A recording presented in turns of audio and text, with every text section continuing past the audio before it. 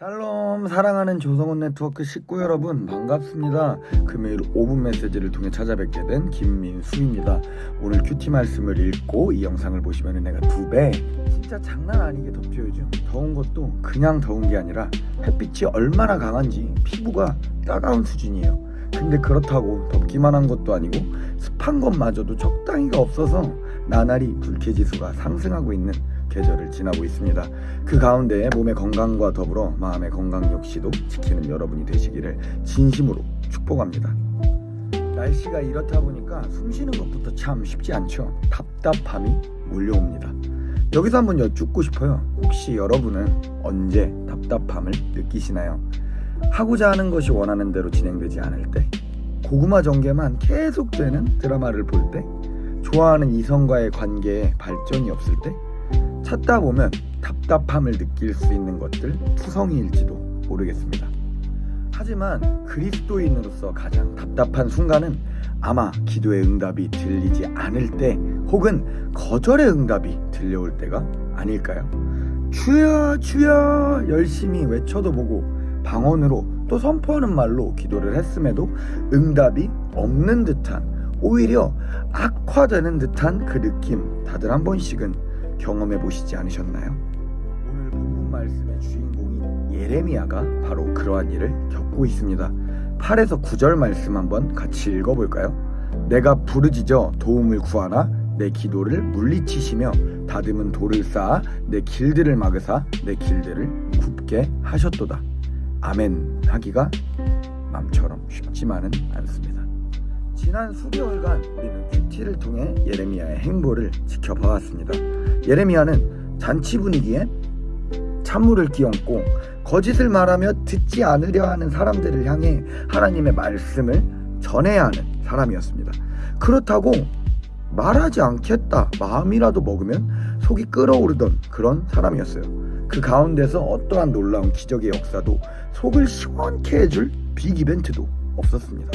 그러한 행보를 알기 때문인지 오늘 본문은 예레미야가 끝내는 멘탈이 터지고 바닥을 친 것 같이 보일 수도 있습니다.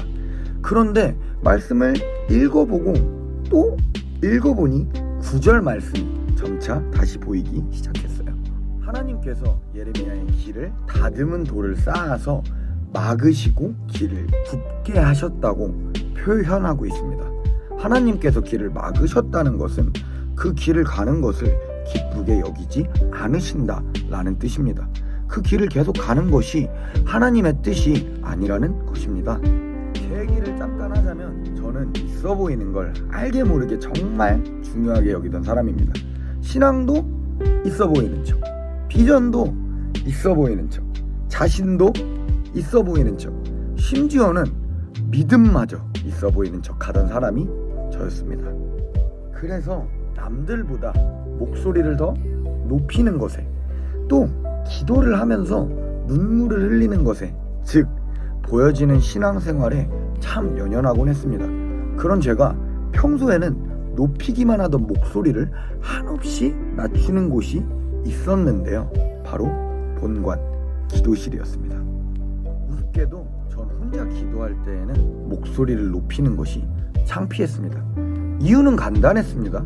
여지껏 방언을 받지 못한 것이 창피했습니다. 방언을 달라고 몇 번이나 또 몇 년이나 기도했지만 주님께서는 거절하셨고 저는 방언으로 기도해 본 경험이 없었습니다.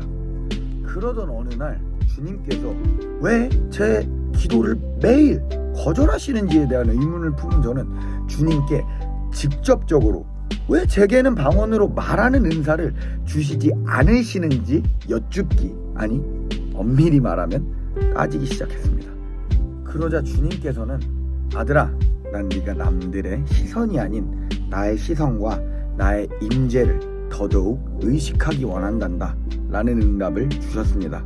그리고 이어서 그 큰 목소리로 내게 부르짖으며 내가 너와 맺은 언약들을 선포하렴. 그게 내게 들려지고 들려져서 내 마음에 믿어질 때까지 라고 말씀하셨습니다.